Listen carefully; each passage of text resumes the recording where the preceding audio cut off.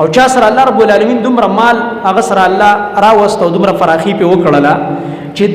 د حج داخله وکي او حرم ته لاړ شي د فریضه ادا کی او واپس راشي او د کور په خرچه څه فرق پرې نه وځي. خدا باندې خو مکه وکنه چې حج په دی وجه لټکه چې پلاټ مې واخست او درګه حج به الله حکم چې د فلانې لور واده کم، حج به الله حکم چې د زوی له واده وکم، تب کوم ځای کې راغلی استاد پښتنو خپل خبرې دي چې تا سره دومره مان راغو چې ته ځان رسولی شي د الله حرم ته او حج وکې واپس راشي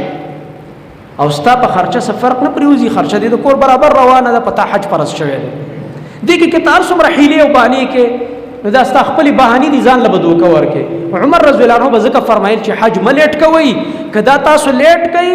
نو بیا هم خپله خوښه ده که په یهودیت مړه کېږي او که په نصرانیت مړه کېږي. والعیاذ بالله خطرناکه خبره، ځکه چې یهود نصارا حج نه مني او د دې کعبې او د دې حرم ډېر سخت دشمنان دي، دا نه مني.